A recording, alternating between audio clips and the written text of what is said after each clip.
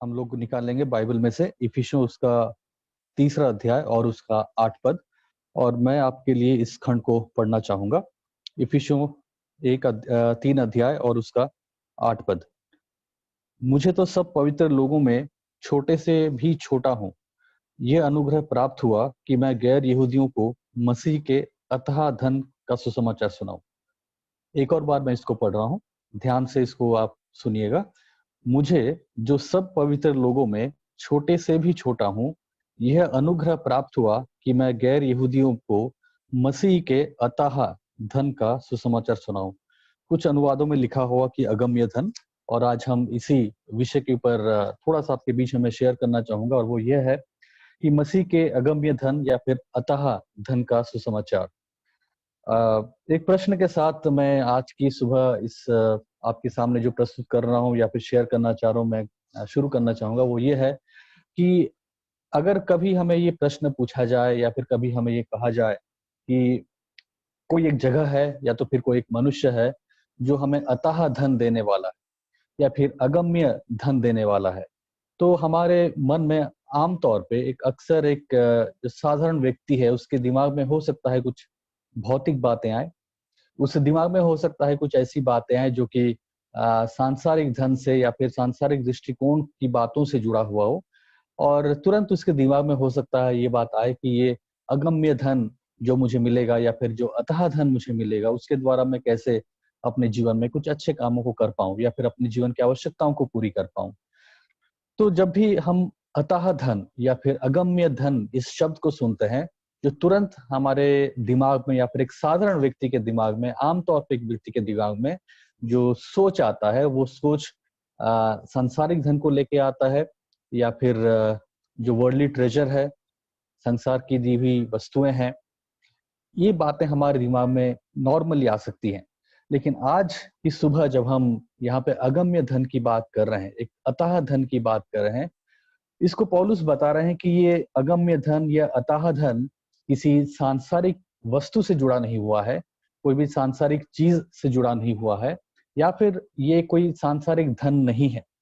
प्रेरित पौलुस यहाँ पे कहते हैं कि ये अगम्य धन या अथाह धन ये सुसमाचार से जुड़ा हुआ है, और ये यीशु मसीह के अनुग्रह की बातों से जुड़ा हुआ है। और जब हम इस अथाह धन के बारे में या फिर अगम्य धन के बारे में ये स्पष्टीकरण देते हैं या फिर ये एक्सप्लेनेशन देते हैं, तो हो सकता है बहुत सारे लोगों के मन निराश हो जाएं। बहुत सारे लोगों के मन के अंदर जो उत्सुकता थी इस बात को सुन के कि अगम्य धन या फिर अथाह धन, वो उनके अंदर से वो कौतूहलता या उत्सुकता को बहुत कम कर दे। क्योंकि जैसा मैंने कहा, जैसे ही आम तौर पे कोई व्यक्ति धन के बारे में सुनता है तो नॉर्मली उसका दिमाग सांसारिक धन की ओर जाता है। लेकिन जैसे ही इस धन के बारे में हम थोड़ा पढ़ते हैं, या फिर एक व्यक्ति को कहा जाए कि जिस धन के बारे में बात कर रहा हूँ या मैं कहने वाला हूँ या समझाने वाला हूँ, ये संसार से जुड़ा हुआ नहीं है, ये जो फाइनेंसेस है उससे जुड़ा हुआ नहीं है, ये भौतिक बातों से जुड़ा हुआ नहीं है, ये जुड़ा हुआ है सुसमाचार से, ये जुड़ा हुआ है अनुग्रह के संदेश से, और ये जुड़ा है यीशु मसीह से। तो नॉर्मली किसी भी व्यक्ति का जो इंटरेस्ट है वो कई बार कम हो सकता है, या फिर उसके दिमाग में, मन में जो उत्सुकता है वो कम हो सकती है, और हमें लग सकता है इसका हमारे जीवन के साथ क्या वास्ता, ये अगम्य धन हम लेके लेके करेंगे क्या, ये अगम्य धन का क्या फायदा होगा। इस प्रकार की प्रश्न, इस प्रकार की बातें कई बार हमारे दिमाग में आ सकती हैं। लेकिन जैसे ही हम इसमें थोड़ा आगे बढ़ते हैं और 10 पद में जाते हैं, मैं केवल इसको पढ़ रहा हूँ क्योंकि यहाँ से हम प्रचार नहीं करने वाले, केवल 8 पद को ही हम देखने वाले। लेकिन 10 पद में एक छोटी सी बात है जो मैं आपके सामने रखना चाहूंगा, और इसीलिए 10 पद को मैं पढ़ रहा हूँ। यहाँ पे लिखा है कि अब कलीसिया के द्वारा परमेश्वर का विभिन्न प्रकार का ज्ञान उन प्रधानों और अधिकारियों पर जो आकाश में है प्रकट किया जाए। तो ये जो अगम्य धन के बारे में बात पौलुस प्रेरित कहते हैं 8 पद में, कि अनुग्रह प्राप्त हुआ कि मैं गैर यहूदियों को मसीह के अथाह धन का सुसमाचार सुनाऊं और सब पर ये प्रकाशित करूं कि उस रहस्य का प्रबंध किया है जो संपूर्ण वस्तुओं से सृजनहार परमेश्वर में युगों से गुप्त था, परमेश्वर में युगों में गुप्त था, कि अब कलीसिया के द्वारा परमेश्वर का विभिन्न प्रकार का ज्ञान उन प्रधानों और अधिकारियों पर जो आकाश में है प्रकट किया जाए। मेरे कहने का सिंपल अर्थ यह है कि जब हम इस धन के बारे में आगे एक पैसेज या फिर एक वर्ष आगे पढ़ते हैं, 2 वर्ष आगे पढ़ते हैं, तो 10th वर्ष में हम लोग देखते हैं या 10वें पद में हम देखते हैं कि पौलुस ये कह रहे हैं कि अब कलीसिया के द्वारा इस अगम्य धन की बातें, इस अथाह धन की बातें, परमेश्वर के विभिन्न प्रकार की ज्ञान की बातें जो इस अथाह धन या अगम्य धन में पाई जाती है, इसको प्रकट किया जाएगा। और किसको प्रकट किया जाएगा? कहा जा रहा है कि उन प्रधानों और अधिकारियों पर जो आकाश में हैं प्रकट किया जाएगा। बहुत बड़ी बात यहाँ पे लिखी है, क्योंकि पौलुस का कहना यह है कि जो अथाह धन की बातें हैं, ये अगम्य धन की बातें हैं, ये अगम्य धन की बातें बताई जाएंगी किसको? ये स्वर्ग में जो प्रधानताएं हैं, जो अधिकारी हैं, उन पर ये प्रकट किया जाएगा। ये चीज हमें अब उत्साह कर सकती है, ये चीज हमारे अंदर एक उत्साह को उत्पन्न कर सकती है, ये चीज हमारे अंदर एक इच्छा को उत्पन्न कर सकती है कि ये धन क्या है, ये कौन सा धन है जो स्वर्ग की प्रधानताएं भी नहीं जानती हैं, जो स्वर्ग के प्रधानों और अधिकारियों पर भी प्रकट किया जाए। ये किस प्रकार का धन है? ये किस प्रकार की ज्ञान की बातें हैं जो इस धन में मौजूद है? किस प्रकार के ज्ञान की बातें हैं जो इस अगम्य धन में पाई जाती हैं? किस प्रकार की ज्ञान की बातें हैं जो इस अतः धन में पाई जाती हैं कि इन बातों को प्रकट भी किया जाएगा? तो किस में प्रकट किया जाएगा? ये आकाश में या आकाश के जो अधिकारी हैं, जो प्रधान हैं, उन पे प्रकट किया जाएगा। अगर वो आकाश के अधिकारी हैं, आकाश के प्रधान हैं, तो क्या उन्हें ये बातें नहीं मालूम? आकाश के अधिकारी, आकाश के प्रधान होने के बावजूद भी उन्हें ये बातें नहीं मालूम है, उन तक ये बातें नहीं पहुंची।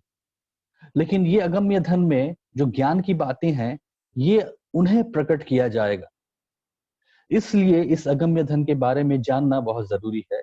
इसलिए इस अगम्य धन के बारे में थोड़ा हमें समझना बहुत जरूरी है। हाँ, ये भले ही संसार का धन नहीं है, हाँ ये भले ही संसार में पाए जाने वाले वस्तुएं नहीं है, हाँ ये वैसा कोई बड़ा धन नहीं है जिसके द्वारा आप संसार में पाए जाने वाले बहुत कीमती चीज, बहुत बड़ी बड़ी चीजें, बहुत ही महंगी चीजों को खरीद पाए, जो कि नॉर्मली कोई इंसान हो सकता है खरीदना चाहे। हाँ, वो बातें नहीं है इसमें। हाँ, ये इस प्रकार का धन नहीं है।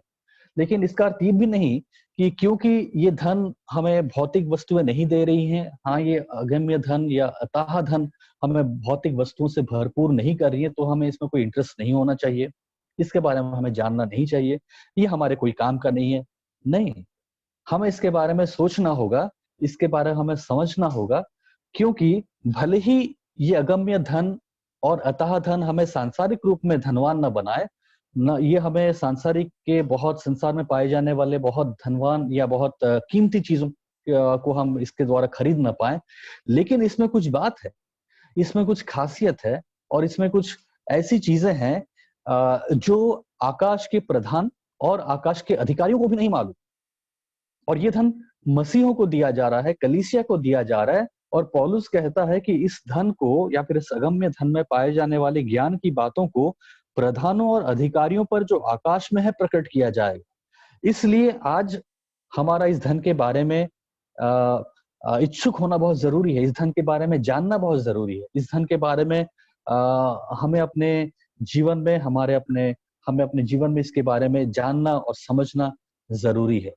तो मैं चाहूंगा कि आज जब हम इन बातों को थोड़ा देखें, आप इसमें ध्यानपूर्वक सुने, और ये जो बातें मैं आज आपके बीच में शेयर करने वाला हूँ, ये बहुत कुछ डीप या मतलब बहुत कुछ गहरी बातें, ऐसा कुछ नहीं है। मैं केवल आपको थोड़ी सी कुछ बातें बताना चाहूंगा, और मेरी इच्छा यही होगी कि जो थोड़ी सी बातें मैं आज आपके सामने थोड़े से समय में रख पाऊं, आप इसके बारे में सोचें, और इसके द्वारा आप व्यक्तिगत रूप से हफ्ते भर इस पदों पे, यानी कि 8वां पद इफिसियों 3 उसका 8 पद, 9 पद या फिर 10 पद के ऊपर आप अपना व्यक्तिगत भी थोड़ा सा अध्ययन करें, ताकि आप इसको और गहराई से जान पाए। क्योंकि इस समय, इस छोटे से समय में या कम समय में हम लोग बहुत सारी बातों को नहीं देख पाएंगे। मैं केवल थोड़ी सी बातें आपको बताऊंगा, जो हो सकता है, और मेरी प्रार्थना यही होगी कि हो सकता है इन बातों को सुन के आपके अंदर एक कौतूहलता हो, आपके अंदर एक इंटरेस्ट हो इस अगम्य धन के बारे में और जानने के लिए, ताकि आप खुद भी थोड़ा मेहनत करके इस धन के बारे में व्यक्तिगत रूप से और अध्ययन करें और परमेश्वर के वचन में और आप मजबूत होते जाएं। तो आज जो एक बात मैं आपको कहना चाहूंगा और उसके आधार पे थोड़े और कुछ सब पॉइंट्स हैं, वो मुख्य बात यह है कि मसीह के अगम्य धन का उपहार केवल पापियों के लिए है। सबसे पहले हम यहीं से शुरू करेंगे कि अगर ये अगम्य धन है तो ये किसके लिए है? अगर ये अतः धन है तो ये किसके लिए है? क्या ये सबके लिए है? क्या हर कोई इस धन को पा सकता है? क्या हर कोई इस धन को समझ सकता है? क्या ये धन हर किसी के लिए है? क्या जो भी चाहे वो आके इस धन को ले सकता है? हाँ, जैसा मैंने कहा कि ये सांसारिक धन नहीं है। हाँ, ये वो धन नहीं है जिसके द्वारा आप बहुत महंगी चीजें खरीद पाए, लेकिन हाँ, ये वो धन है जिसके बारे में जानना आप और हमें जरूरी है, क्योंकि आगे चल के हम देखते हैं कि इस धन के बारे में स्वर्ग के जो प्रधानता हैं और जो अधिकारी हैं उन्हें भी नहीं मालूम, और उन तक कलीसिया को प्रकट करना है। तो फिर ये धन पा कौन सकता है? ये धन है किसके लिए? ये धन बाइबल के अनुसार केवल पापियों के लिए।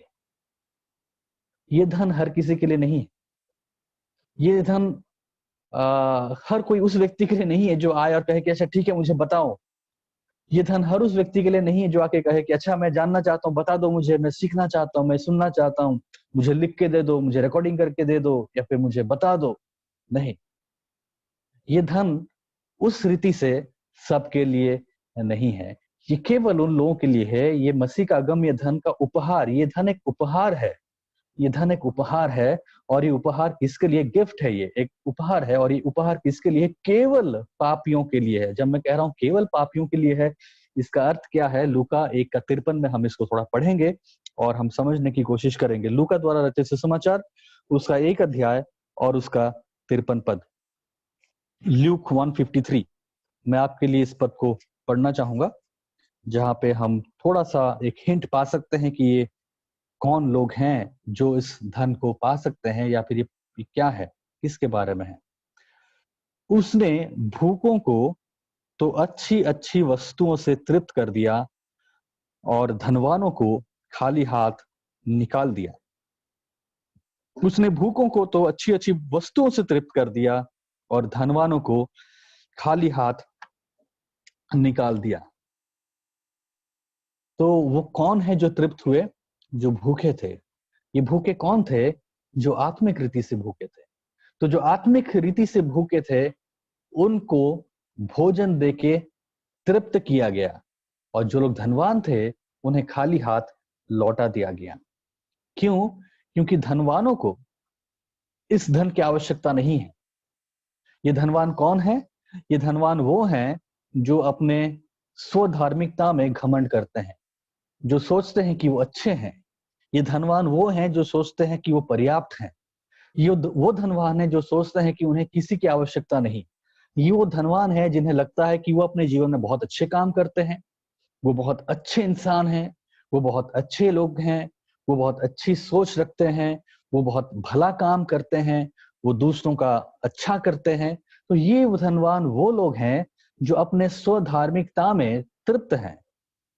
वो अपने आप को धर्मी समझते हैं, अपने भले कामों में, अपनी भली सोच में, अपनी भली नैतिकता में, अपने भले मॉरल लाइफ में वो लोग तृप्त हैं। उन्हें बाइबल बताती है कि वो तो धनवान है, क्योंकि उन्हें लगता है कि वो धनवान है, और इसीलिए वो लोग खाली हाथ चले जाते हैं। लेकिन कुछ लोग हैं जो अपने आप को कंगाल समझते हैं, जो अपने आप को समझते हैं कि वो धन रहित है, वो निर्धन है, वो धार्मिकता के भूखे और प्यासे हैं, और वो तृप्त किए जाते हैं। तो अगर आज आपको लगता है कि आप एक अच्छे इंसान हैं, आपके अंदर बहुत अच्छी बातें हैं, आप अच्छे से बात करते हैं, आप अच्छे से काम करते हैं, आप अच्छा काम करते हैं, आप लोगों का भलाई करते हैं, आप लोगों की चिंता करते हैं, और आप इन्हीं बातों में अगर खुश हैं, इन्हीं बातों में अगर आप तृप्त हैं, अगर यही आप अपने बारे में सोचते रहते हैं कि आप कितने अच्छे हैं, कितने अच्छे हैं और कितने अच्छे हैं, तो आपके लिए अगम्य धन नहीं है। आपको लगता है कि आप इन अच्छे कामों के द्वारा, अच्छी सोच के द्वारा, अच्छी नैतिकता के द्वारा स्वर्ग पहुंच जाएंगे। आपके भले काम आपको स्वर्ग ले जाएंगे, आपके अच्छे काम आपको स्वर्ग ले जाएंगे, आपके अच्छे और धार्मिकता के काम और भले काम के द्वारा आप परमेश्वर तक पहुंच जाएंगे। तो फिर आपको इस अगम्य धन की आवश्यकता महसूस नहीं होगी, क्योंकि आप अपने में तृप्त हैं।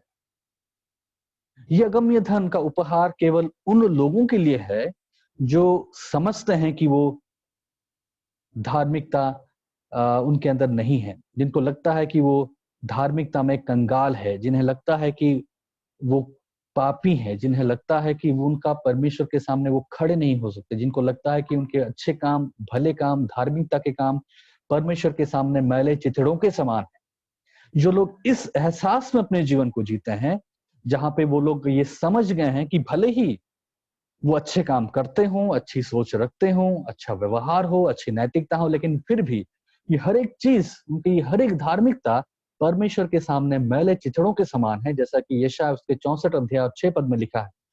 जो लोग इस एहसास को अपने जीवन में लेके चलते हैं, वही लोग के अंदर इस अगम्य धन के लिए भूख और प्यास हो, और उन्हीं लोगों के लिए ये अगम्य धन एक उपहार है। तो मेरे प्रिय भाइयों और बहनों, आज आपको सोचना है कि आप अपने बारे में क्या सोचते हैं। क्या आप आज अपने आप में खुश हैं? क्या आप अपने आप में घमंड करते हैं? क्या आपको लगता है कि आप अपने धार्मिकता में संपूर्ण हैं?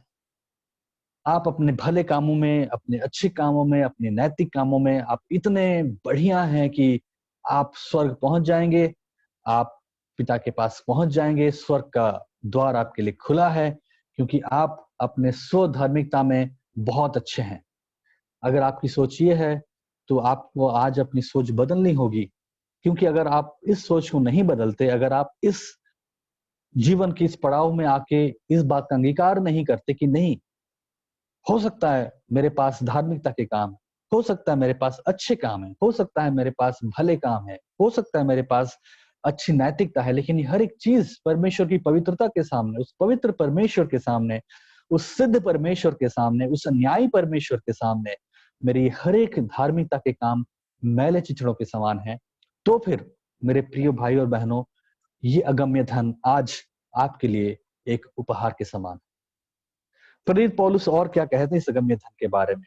प्रेरित पौलुस सबसे पहले कहते हैं, जो हमारा आज सबसे पहला सब पॉइंट है वो ये है कि प्रेरित पौलुस ने अन्य जातियों के मध्य सुसमाचार का प्रचार किया, यानी कि इस अगम्य धन के बारे में बताया। किसके पास गए?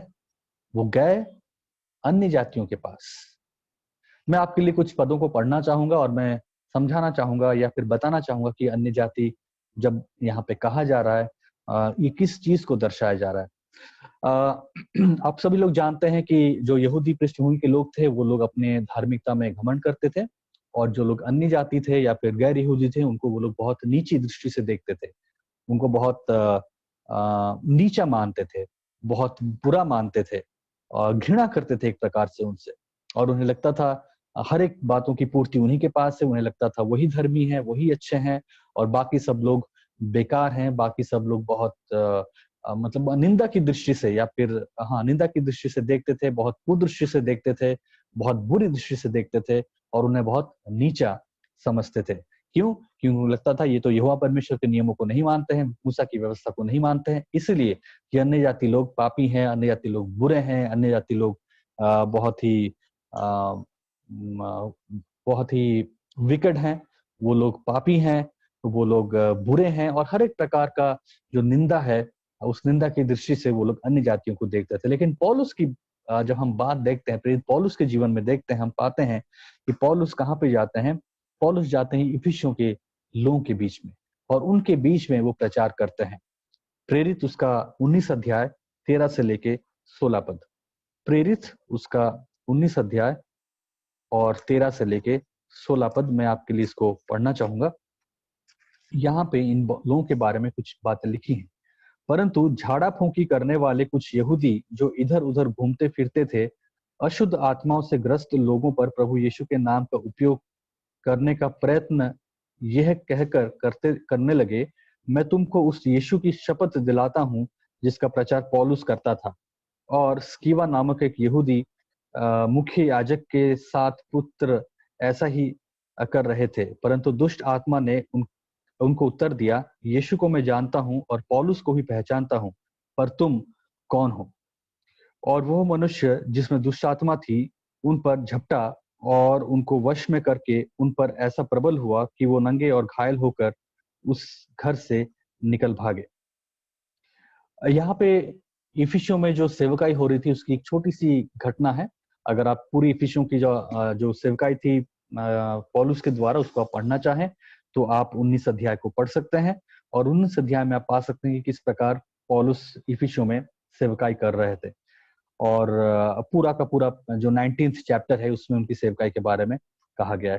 तो मैंने पद इसको यहाँ पे इसलिए पढ़ा आपको बताने के लिए कि यहाँ पे जो बातें हो रही हैं ये दर्शाता है कि ये लोग किस प्रकार अकल्टिज्म में यानी कि दुष्ट आत्मा, भूत प्रेत, इन सब चीजों में वो लोग लिप्त थे, झाड़ा फूंकी करने वाले और दुष्ट आत्मा से संबंध रखने वाले, दुष्ट आत्मा का इस्तेमाल करने वाले या फिर उनके साथ झाड़ा फूंकी करना, विचक्राफ्ट जिसे बेसिकली हम बोलते हैं, अकल्टिज्म बोलते हैं, विचक्राफ्ट बोलते हैं, इस प्रकार के चीजों से ये लोग जुड़े हुए थे। और इफिसियों में आप जानते हैं कि वहां पे डायना का मंदिर भी था और वहां पे इमोरलिटी था, वहां पे प्रोस्टिट्यूशन था, देह व्यापार था। तो हर प्रकार का जो बुरा चीज, मेरा जो कहने का अर्थ है यहाँ पे वो यह है कि इफिसियों में जो सेवकाई हो रही है उन लोगों के बीच में हो रही है जो बहुत ही गलत और बुरे चीजों में लिप्त है। ये कोई अच्छे लोग नहीं थे, ये कई ऐसे लोग नहीं थे जो मतलब हल्का मतलब ठीक ठाक लोग हैं, अच्छा जीवन जी रहे हैं, अच्छा काम कर रहे हैं, ऐसे लोग नहीं है। यहाँ पे इन लोगों के बारे में हम पढ़ते हैं कि ये लोग किस प्रकार से अकल्टिज्म के साथ, इविल स्पिरिट के साथ, देह व्यापार की चीजों के साथ, मतलब हर एक प्रकार का जो बुरी बात है इसके साथ इनका वास्ता था, इनके साथ ये लोग जुड़े हुए थे और इनका बहुत बड़ा बिजनेस था। आप सभी लोग अगर आप पढ़ेंगे वो 19 अध्याय तो आपको मालूम चलेगा और 20 अध्याय भी अगर आप पढ़ें नहीं सॉरी 19 अध्याय, जब 19 अध्याय पढ़े तो आपको मालूम चले किस प्रकार ये लोग मूर्ति पूजा भी करते थे और मूर्ति पूजा का वहां पे व्यापार था, वो लोग बेचते थे, वहां पे जो आइडल्स थे उसको बेचते थे और उसके द्वारा इनका इनकम होता था। तो ऐसा पूरा का माहौल था, एक ऐसा माहौल था जहाँ पे आपको बुरे लोग, परमेश्वर के वचन के विरुद्ध चलने वाले लोग, परमेश्वर के वचन के विरुद्ध काम करने वाले लोग, ऐसे सब लोग वहां पे पाए जाते थे। लेकिन फिर भी जब प्रेरित पौलुस वहां पे आते हैं, वो वहां पे मसीह के अगम्य धन का प्रचार करते हैं, मसीह के अगम्य धन का, अथाह धन का प्रचार करते हैं। और जब वहां पे, न केवल वहां पे, जहां जहां पौलुस गए उनकी सेवकाई के बारे में जब आप पढ़ते हैं, आप पाते हैं कि न केवल इफिसियों की पत्री लेकिन या फिर इफिसियों का शहर, लेकिन अगर आप कुरिन्थ की बात करें वहां पे भी आप पाएंगे कि प्रेरित पौलुस मसीह के अगम्य धन का प्रचार करते हैं और वहां पे भी लोग भी वैसे ही थे। पहला कुरिन्थ की पुस्तक जो आप पढ़ते हैं आपको बहुत सारे ऐसे पापों के बारे में मालूम चलेगा जिसमें ये लोग इन्वॉल्व थे, जो ये लोग जिसमें लोग लिप्त थे। लेकिन फिर भी वहां पे प्रेरित पौलुस का वही एक प्रचार, मसीह के अगम्य धन का प्रचार। पहला कुरिन्थियों 6 अध्याय 9 से लेके 11 पद, इसको भी मैं पढ़ लेता हूं ताकि आपको पता चले कि ये लोग किस प्रकार के लोग थे जिनके बीच में अगम्य धन का प्रचार किया जाता है। पहला कुरिन्थियों 6 अध्याय 9 से 11 पद, क्या तुम नहीं जानते कि दुष्ट लोग परमेश्वर के राज्य के उत्तराधिकारी न होंगे? धोखा न खाओ, न व्यभिचारी, न मूर्ति पूजक, न परस्त्रीगमन, न कामुकता, न पुरुषगामी, न चोर, न लोभी, न पियक्कड़, न गालियां बकने वाले और न लुटेरे परमेश्वर के राज्य के उत्तराधिकारी होंगे।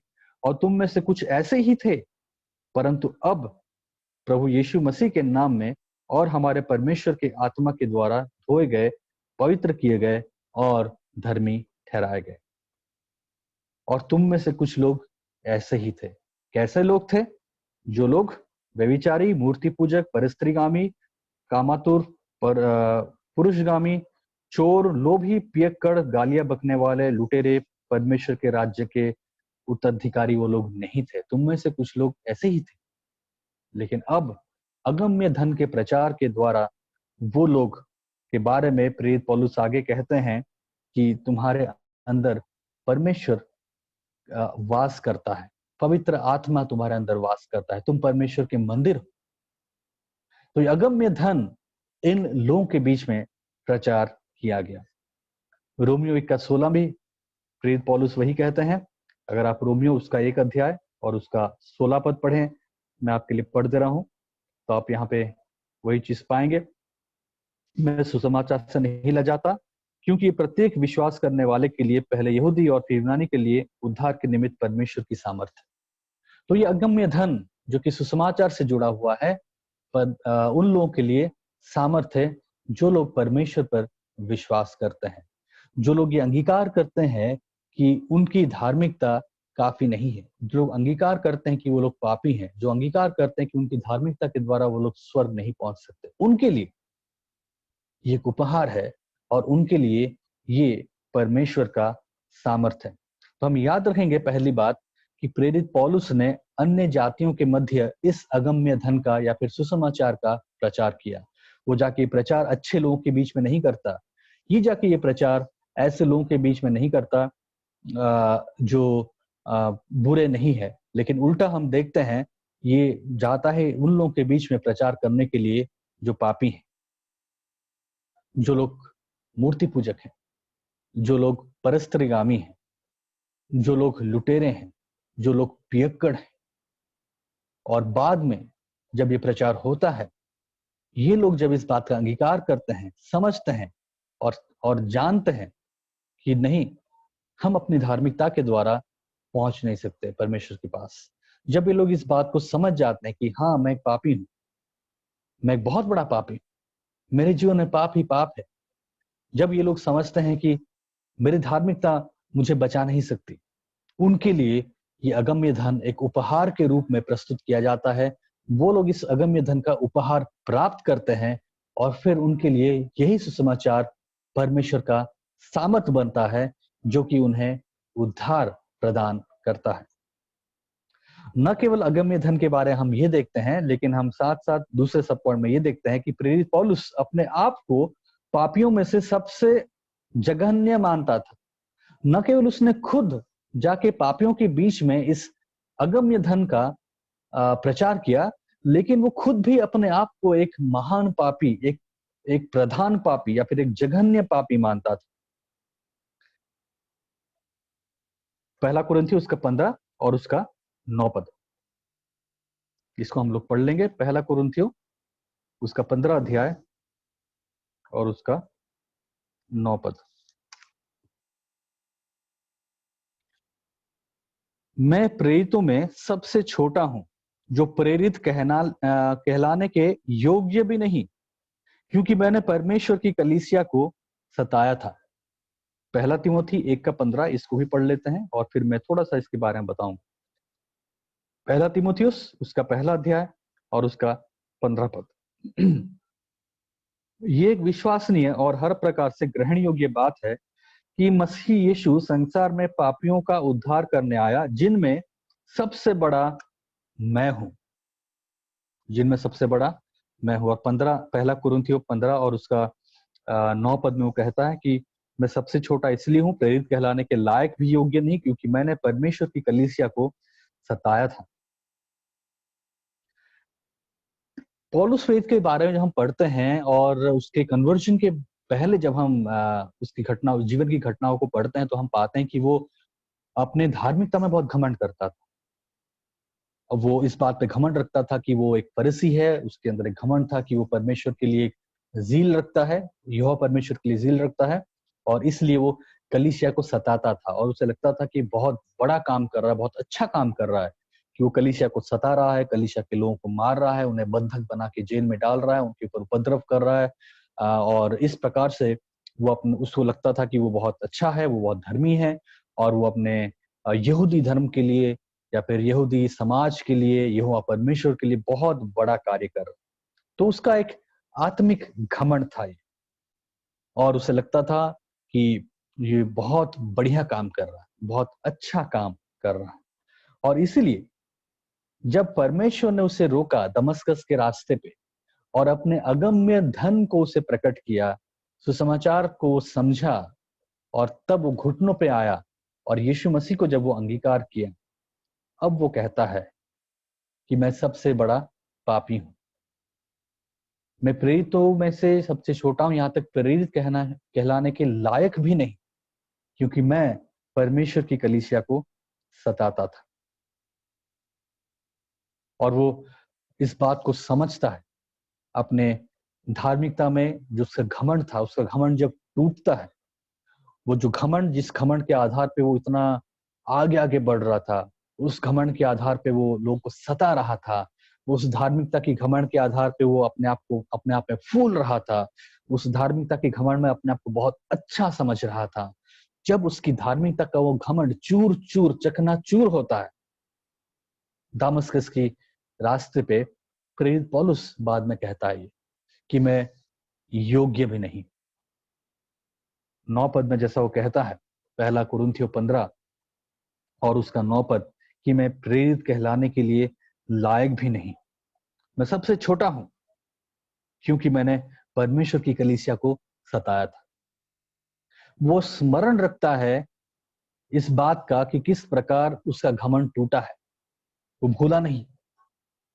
एक समय वो घमंडी था, एक समय अपनी धार्मिकता में वो बहुत घमंड करता था, लेकिन परमेश्वर ने उसके घमंड को तोड़ा और उसको भूला नहीं कर, और इसीलिए वो कह पाता है कि मैं सबसे छोटा हूं, मैं सबसे निम्न हूं, यहां तक कि प्रेरित कहलाने के योग्य नहीं, क्योंकि मैंने परमेश्वर की कलीसिया को सताया है। और पहला तिमोथी उसका 1 अध्याय और 15 पद में कहता है कि पापियों में मैं सबसे जघन्य हूं, सबसे बड़ा पापी हूं, सबसे बड़ा जघन्य पापी हूं।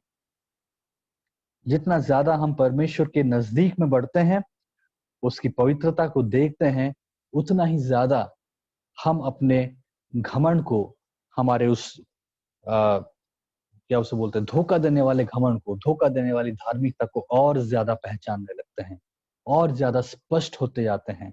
और जितना ज्यादा हम अपने उस झूठी धार्मिकता को और उस झूठे घमंड को और अच्छे से पहचानने लगते हैं, उतना ही हम परमेश्वर के सामने घुटनों में आते हैं और यशायाह की तरह हम कहते हैं, जो 6 अध्याय में यशायाह उसका 1 अध्याय,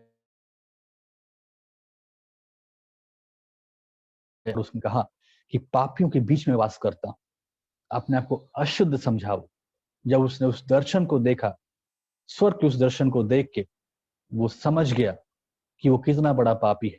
हाय मुझ पे कि मैं पापियों के बीच वास करता हूं, हाय मुझ पे। पिछली बार वो कौन सा दिन था जब आपको अपने ऊपर हाय लगा, या आप जीवन में चल रहे हैं, बढ़ रहे हैं, और आप खुश हैं कि आप बहुत अच्छा कर रहे हैं, आप बहुत अच्छे विश्वासी हैं, आप बहुत अच्छा प्रार्थना करते हैं, आप बहुत अच्छा प्रचार करते हैं, बहुत अच्छी सेवकाई करते हैं, बहुत किताबों को पढ़ ली, बहुत बाइबल स्टडी कर ली। ये तो हमें लगता ही रहता है, किसी विश्वासी को, आपको, मुझे, हम सबों को लगता ही रहता है हम बहुत अच्छे, हम बहुत अच्छा प्रार्थना करते हैं, हम बहुत अच्छा पढ़ाई करते हैं, हम बहुत अच्छा जानते हैं, सीखते हैं, सिखाते हैं।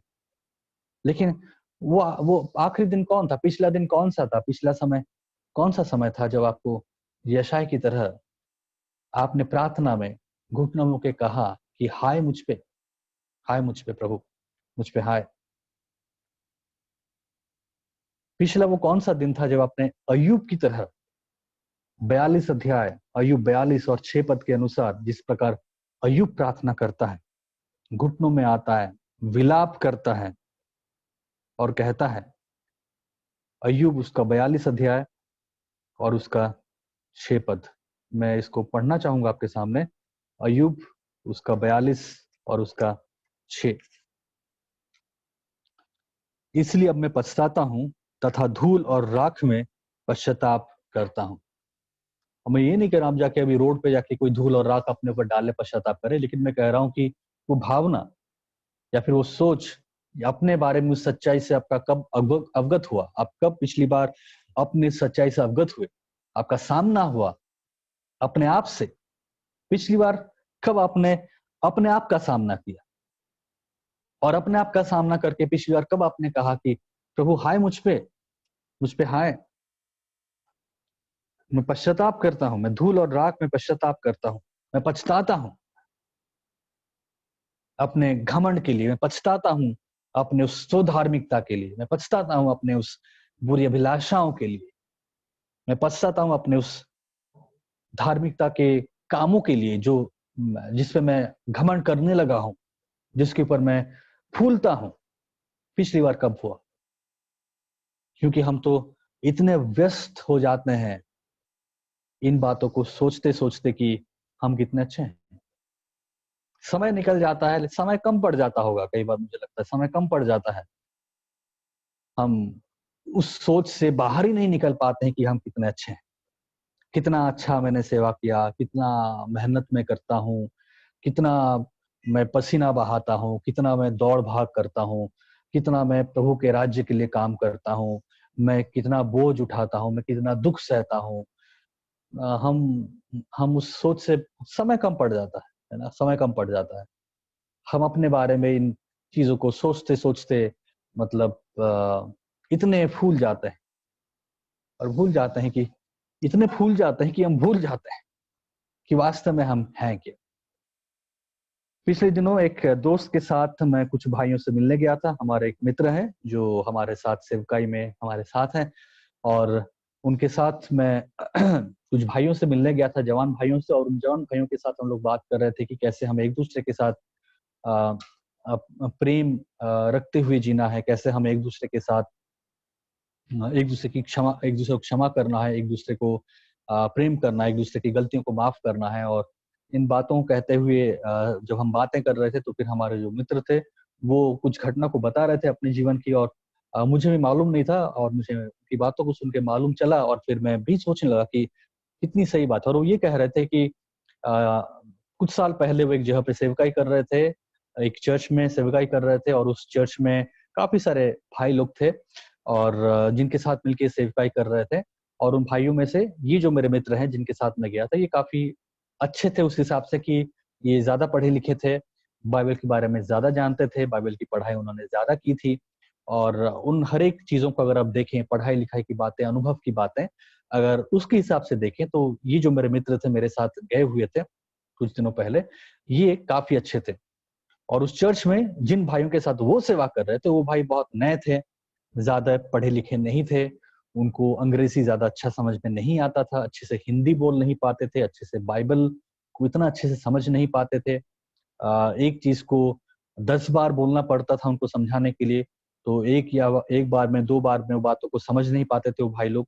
तो ये जो मेरे मित्र थे काफ़ी गुस्सा उनके अंदर हो गया था, काफ़ी मतलब काफ़ी फ्रस्ट्रेट हो गए थे कि क्या टाइप के लोग हैं, किनके बीच में बैठ के मैं सेवा कर रहा हूँ, मेरे साथ ये किस टाइप के लोग हैं।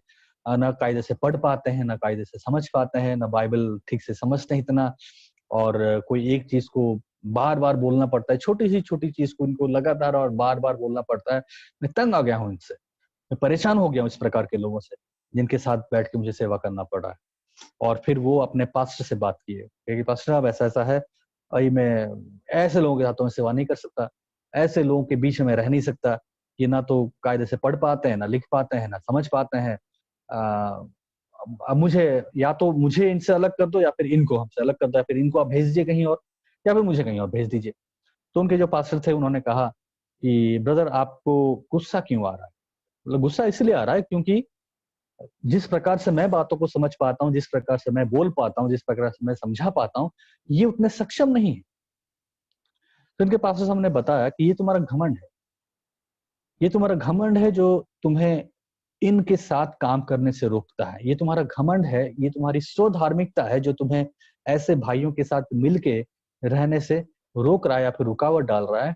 क्योंकि तुम उन्हें देखते हो और तुम उनको जो तुलना करते हो इस आधार पे करते हो कि तुम कितने अच्छे पढ़े-लिखे हो, वो कितने पढ़े-लिखे नहीं हैं। तुम कितनी अच्छी अंग्रेज़ी और हिंदी बोल लेते हो, वो अंग्रेज़ी और हिंदी वैसे बोल नहीं पाते। तुम कितना ज़्यादा समझदार हो कि एक ही बार में बातों को समझ जाते हो और वो लोग समझ नहीं पाते। तुम वो तुलना कर रहे हो, लेकिन तुम भूल जा रहे हो कि भले ही तुम उनसे ज़्यादा समझदार हो, ज़्यादा पढ़े-लिखे हो, ज़्यादा अनुभवी हो, ज़्यादा परिपक्व हो, लेकिन परमेश्वर ने उनको उनकी हालत में चुना है। तुम पढ़े-लिखे थे, तुम बहुत अच्छे से पढ़ाई कर चुके थे, तुम अच्छे परिवार से थे, तुम धनवान थे, परमेश्वर ने तुम्हें चुना, ठीक है। लेकिन ये लोग समझदार नहीं थे, मूर्ख थे, बता नहीं पाते थे, समझ नहीं पाते थे, लेकिन उनकी अवस्था में परमेश्वर ने उन्हें चुना। तो तुम्हें परेशानी क्यों है? तुम क्यों इस बात को स्वीकार नहीं पाते हो कि जिस अनुग्रह से तुम जो कि एक पढ़े-लिखे, समझदार, ज्ञानवान, बुद्धिजीवी इंसान चुने गए, उसी अनुग्रह से ही वो बुद्धिहीन, निर्बल, मूर्ख लोग भी चुने गए और परमेश्वर ने अपनी योजना में, अपनी बुद्धि में तुम्हें उन्हीं के साथ रखा है। और उन्हीं के साथ सेवा करने के लिए तुम्हें ठहराया है। तुम्हें उन्हें अपनाना होगा, तुम्हें उन्हें प्रेम करना होगा, तुम्हें उन्हें क्षमा करना होगा। प्रेरित पौलुस कहते हैं कि मैं पापियों से सबसे महान पापी हूं, सबसे जघन्य पापी। तो मेरे प्रिय भाइयों और बहनों, बात यह है कि परमेश्वर हम में, आप में, मुझ में, हर एक लोगों में अपने अगम्य धन को देता है, हमारे अंदर अपने अगम्य धन का निवेश करता है। और हम सब, भले ही अपने आप को क्या समझे, अलग अलग हो सकता है। आप अपने को कुछ समझ सकते हैं, मैं अपने आप को कुछ समझ सकता हूं, लेकिन परमेश्वर का वचन और परमेश्वर हमें मिट्टी के बर्तन के समान देखता है। और मिट्टी के बर्तन का अर्थ है जो टूट सकता है, जैसा कि दूसरा कोरिन्थियों उसका 16 पद में लिखा है। मैं ये पद आपके सामने दोबारा एक बार पढ़ना चाहूंगा। दूसरा कोरिन्थियों उसका दूसरा अध्याय और उसका 16 पद। और दूसरा कोरिन्थियों 2 अध्याय और उसका 16 पद, यहाँ पे लिखा है, अर्थात एक के निमित्त मरने के लिए मृत्यु की गंध और दूसरे के निमित्त जीवन के लिए जीवन का सुगंध। भला इन बातों के करने योग्य कौन है? और 17 पद में लिखा है, हम तो उन अनेक लोगों के समान नहीं जो परमेश्वर के वचन में हेराफेरी करते हैं, परंतु हम मन की सच्चाई से परमेश्वर की ओर से परमेश्वर की उपस्थित जानकार मसीही में बोलते हैं। ये कंक्लूजन है प्रेरित पौलुस का, जब वो जीवन की सुगंध की बात करता है, जब वो सुसमाचार की बात करते हैं, जब वो उस अगम्य धन की बात करते हैं। उस अगम्य धन के बारे में 12 पद से आप पढ़ सकते हैं। और 12 पद से जब आप पढ़ते हैं, आगे चल के आप इस 16 पद और 17 पद में आते हैं, जहां पर प्रेरित पौलुस कहते हैं कि अर्थात एक के निमित्त मरने के लिए मृत्यु की गंध और दूसरे के निमित्त जीवन के लिए जीवन की सुगंध। भला इन बातों के करने योग्य कौन है? यानी कि केवल मसीह है। हम तो उस अनेक लोगों के समान नहीं हैं जो परमेश्वर के वचन में हेराफेरी करते हैं, परंतु हम मन की सच्चाई से परमेश्वर की ओर से और परमेश्वर की उपस्थिति जानकर मसीह में बोलते हैं। यानी कि इस अगम्य धन का, इस जीवन की सुगंध की बातों को लोगों के बीच में बताते हैं। और अगर आप आगे चलते हैं और 3 का 5 पद पढ़ते हैं, आप पाते हैं, ये नहीं कि हम अपने आप में इस योग्य हैं कि समझें कि स्वयं कुछ कर सकते हैं, पर हमारी योग्यता तो परमेश्वर की ओर से आती है। 4 का 7 पद, परंतु हम मिट्टी के पात्र हैं, ये धन इसीलिए रखा हुआ है कि सामर्थ की असीम महानता हमारी ओर से नहीं वरन परमेश्वर की ओर से ठहरे। मैं एक पैसेज को दूसरे अध्याय से, तीसरे अध्याय से चौथे अध्याय में पढ़ रहा था, ताकि बेसिक आपको एक ये बात बताना चाह रहा था कि परमेश्वर का ये जो अगम्य धन है, ये अगम्य धन मिट्टी के बर्तनों में दिया जाता है। और मिट्टी के बर्तन कहने का अर्थ है कि इनमें अपने आप को कोई सामर्थ्य नहीं होता, ये बहुत जल्दी टूट सकते हैं। पॉट्स ऑफ क्ले जिसे कि इंग्लिश में कहा जा रहा है, ये लोहे के बर्तन नहीं है, लेकिन ये मिट्टी के बर्तन है। ये बहुत स्ट्रॉन्ग वेसल्स नहीं है, यानी कि जो आसानी से टूट जाए वैसे बर्तन है, इसलिए इसे मिट्टी के बर्तन कहा गया है। तो आप और मैं मिट्टी के बर्तन हैं। भले ही हम अपने आप को कुछ भी सोचते हो, लेकिन परमेश्वर हमें कहता है कि हम मिट्टी के बर्तन हैं। और इस मिट्टी के बर्तन में परमेश्वर ने अपने अगम्य धन को दिया है, ताकि ये दर्शाया जा सके कि सामर्थ्य इस मिट्टी के बर्तन में नहीं है। क्योंकि मिट्टी के बर्तन तो मिट्टी के हैं और ये टूट सकते हैं, लेकिन सामर्थ्य उस धन में है जो इस मिट्टी के बर्तन में दिया गया है। परंतु हम मिट्टी के पात्र हैं। ये धन इसलिए रखा गया है कि सामर्थ्य की असीम महानता हमारी ओर से नहीं वरन परमेश्वर की ओर से ठहरे। तो हमारा घमंड अब ये नहीं बनता है कि हम क्या हैं, क्योंकि हम तो मिट्टी के बर्तन हैं, आसानी से टूट जाएंगे। लेकिन हमारा घमंड उस धन में है, उस अगम्य धन में है जो इस मिट्टी के बर्तन में परमेश्वर ने रखा है। तो मेरे जो मित्र थे, जो मेरे साथ गए थे, उनका कहना यही था कि एक समय था जब वो घमंड करते थे अपने आप में कि वो कितने अच्छे हैं या पढ़े लिखे हैं, लेकिन बाद में उन्हें समझ में आया कि भले ही उन्हें अपने बारे में क्या कुछ लगता है, कोई फर्क नहीं पड़ता। आज भले ही आपको अपने बारे में क्या लगता है, कोई फर्क नहीं पड़ता। आज भले ही किसी एक विश्वासी को अपने बारे में क्या लगता है, कुछ फर्क नहीं पड़ता। बात तो यह है कि हम सब के सब मिट्टी के बर्तन हैं और उसी अवस्था में परमेश्वर ने हमें चुना और हमारे अंदर उस अगम्य धन को रखा है, निवेश किया है, ताकि अब हम अपना घमंड न करें। ये ना कहें कि हमें क्या मालूम, हम कितना जानते हैं, हम कितने अच्छे हैं। अगर आज हम घमंड करें, तो घमंड करें उस अगम्य धन के ऊपर जो हमें दिया गया है। वो अगम्य धन जिसका प्रचार प्रेरित पौलुस ने अन्य जातियों के मध्य किया। वो अगम्य धन जिसके आधार पे प्रेरित पौलुस अपने आप को कहते हैं कि पापियों में से मैं सबसे जघन्य हूं।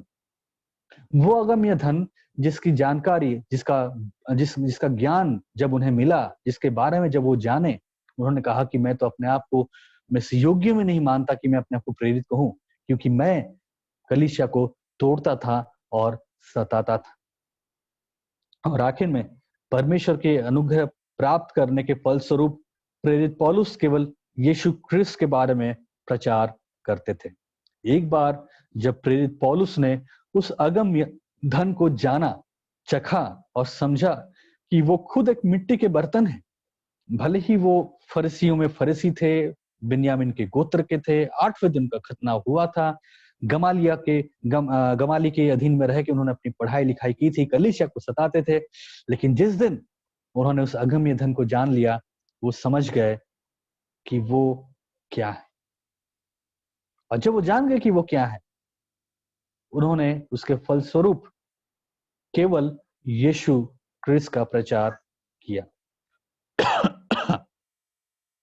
उस अगम्य धन और अनुग्रह की सच्चाई उन्हें इस कदर वो सच्चाई उन्हें अपने अनुग्रह की सच्चाई उन्हें इस कदर अपनी सच्चाई का अवगत कराया कि अब वो परमेश्वर के उस अनुग्रह और परमेश्वर के उस अगम्य धन को छोड़ और किसी चीज का प्रचार नहीं करते थे। इसी इफिसियों की पत्री उसका 3 अध्याय और उसका 2 पद, 7 पद और 8 पद मैं बारी बारी से आपके सामने पढ़ना चाहूंगा।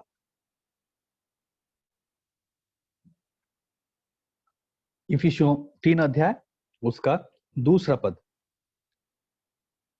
यदि तुमने वास्तव में प्रचार परमेश्वर के उस अनुग्रह के प्रबंध की चर्चा सुनी हो जो तुम्हारे लिए मुझे सौंपा गया, अर्थात वो रहस्य जो मुझ पर प्रकाश के द्वारा प्रकट किया, जैसा मैं पहले ही संक्षेप में लिख चुका हूं।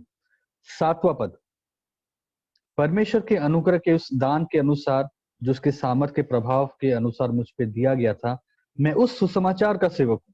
तो इफिसियों उसका 3 अध्याय उसके 2 पद में हमने देखा था कि यदि तुमने वास्तव में परमेश्वर के उस अनुग्रह के प्रबंध की चर्चा सुनी हो जो तुम्हारे लिए मुझे सौंपा गया। तो यहाँ पे हम देखते हैं परमेश्वर के उस अनुग्रह के प्रबंध की चर्चा, परमेश्वर के उस अनुग्रह के प्रबंध की चर्चा।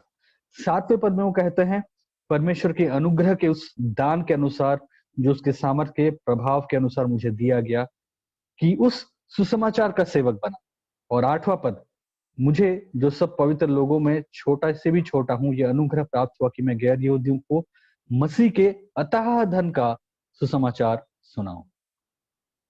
अब उनके पास जो बात था वो केवल था अनुग्रह का सुसमाचार, परमेश्वर का सुसमाचार, अगम्य धन का सुसमाचार। जितना वो अपने वास्तविकता का सामना उन्होंने किया, जब वो समझ गए कि वास्तव में वो कौन है, वो अगम्य धन ने जब प्रेरित पौलुस को उनकी अपनी सच्चाई से अवगत कराया, अब प्रेरित पौलुस केवल एक ही संदेश को बोलने लगे, वो है अनुग्रह का सुसमाचार, परमेश्वर का सुसमाचार। तो परमेश्वर के अनुग्रह प्राप्त करने के फलस्वरूप प्रेरित पौलुस केवल यीशु क्रिस्त का प्रचार करने लगे थे। कई बार हमें लगता है कि जो अनुग्रह है वो अनुग्रह बहुत साधारण है, बहुत मामूली बात है, बहुत हल्की बात है।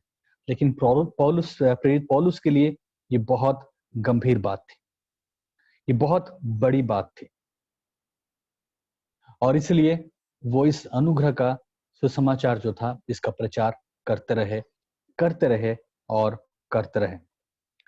प्रभु के एक सेवक ने इस प्रकार लिखा या फिर इस प्रकार कहा सुसमाचार के बारे में कि it is just one beggar telling another beggar where to find bread.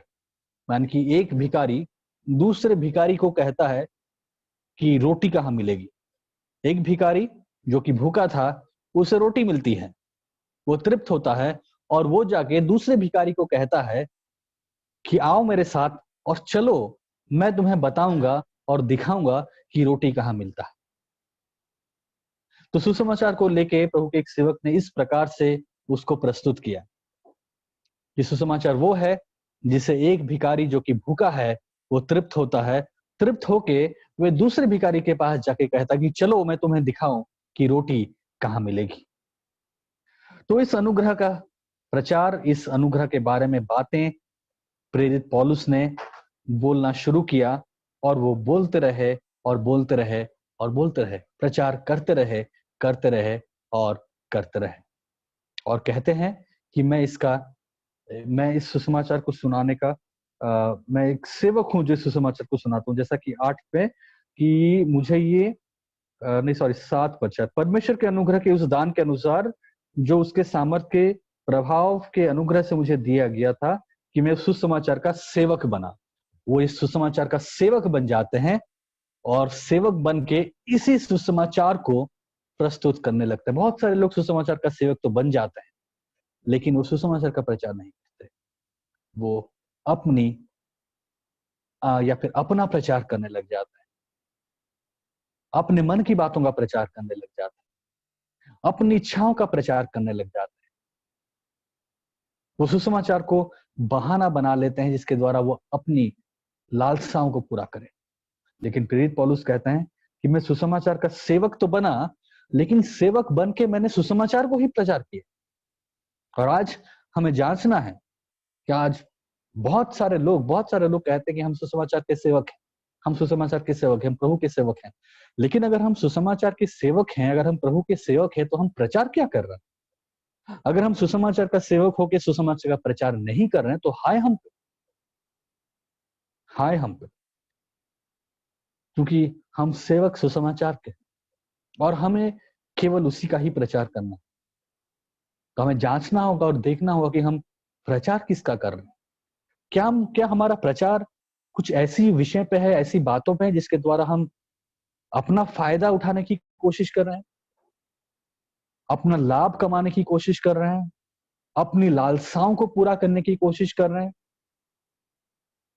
कहते तो हम हैं कि हम सुसमाचार के सेवक हैं, लेकिन प्रचार क्या कर रहे हैं, हमें जांचने की आवश्यकता है।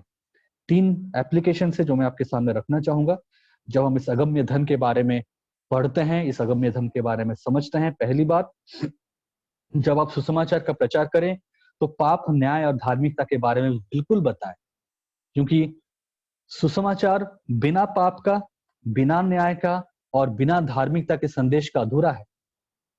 क्योंकि बहुत सारे लोगों को लगता है कि वो पापी नहीं है, क्योंकि उन्हें लगता है कि हम ठीक ठाक हैं, हम हल्का फुल्का हमसे गलतियां होती हैं, लेकिन हम तो उस व्यक्ति की तरह नहीं है ना जो व्यभिचार करता है, हम उस व्यक्ति की तरह तो नहीं है ना जो जाके लोगों को मार डालता है।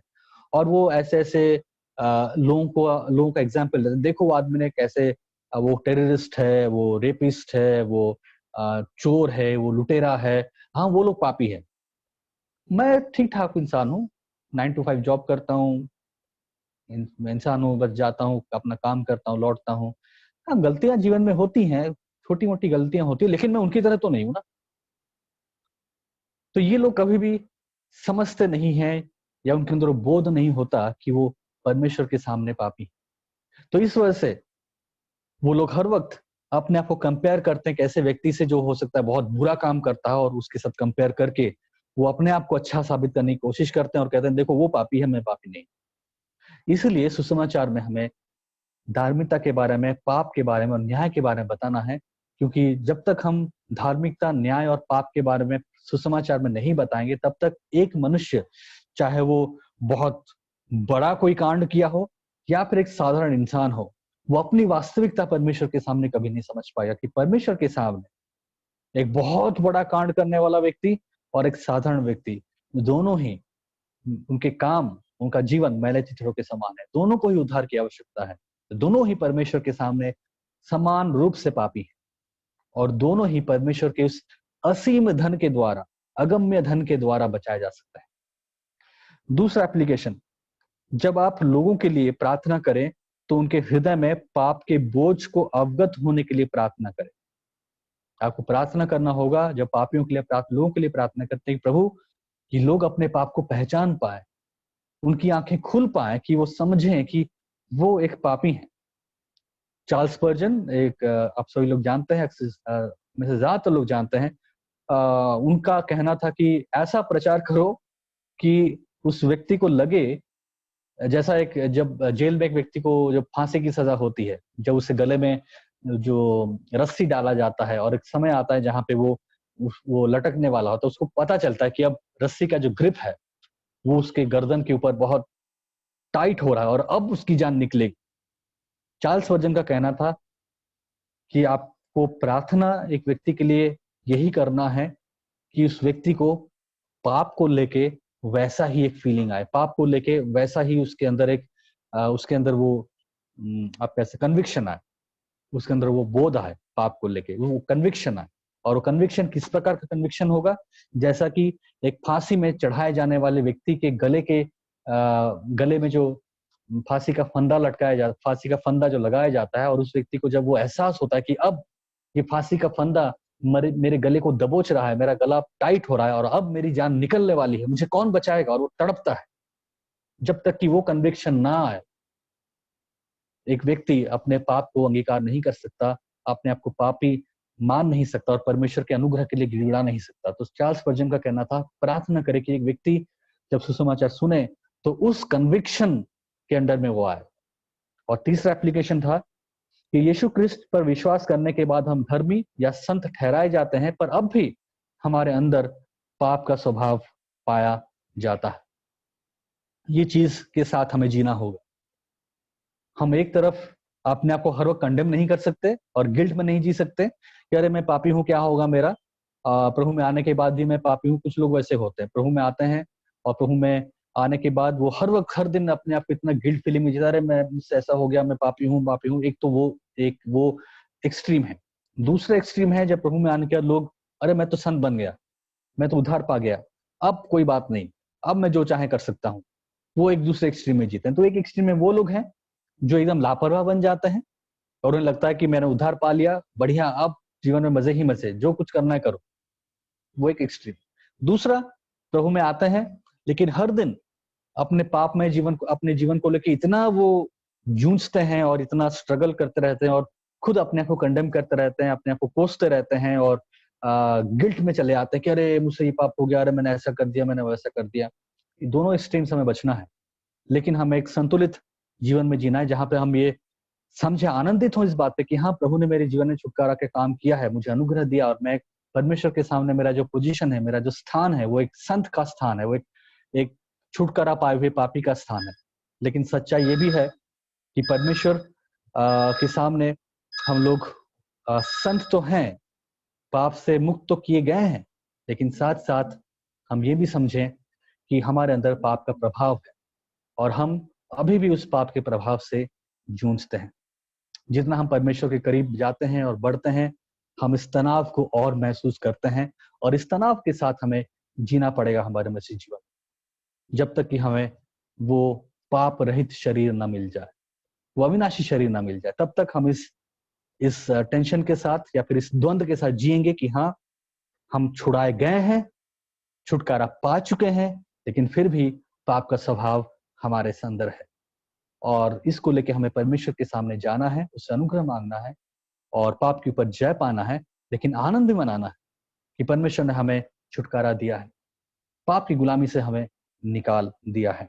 और फाइनली, जॉन न्यूटन के बारे में एक छोटी सी बात कह के मैं खत्म करना चाहूंगा। जॉन न्यूटन, जिन्होंने ये वाला हिम लिखा था, अमेजिंग ग्रेस। बहुत ही सुंदर गीत है या हिम है। और जब वो काफी बूढ़े हो गए थे, जब उनका उम्र काफी बढ़ गया था और तबीयत खराब रहने लगी थी, मृत्यु के नजदीक आए थे, पास आ रहे थे, उम्र की पड़ाव में काफी आगे बढ़ चुके थे, तो फिर उन्हें दोस्त, एक उनके मित्र थे, उनके पास आए और उनसे बातचीत की और कहा कि तुम कैसे हो, क्या तुम्हें अभी भी तुम्हारा दिमाग ठीक से काम कर रहा है, तुम काफी बुजुर्ग हो चुके हो, बीमार रह मतलब उम्र हो चुका है तुम्हारा, क्या तुम बातों को याद कर पाते हो ठीक से, कहीं ऐसा तो नहीं तुम्हारा जो मेमोरी है या याददाश्त है तुम कुछ भूल रहे हो, क्या हाल है तुम्हारा, क्या सब ठीक ठाक है?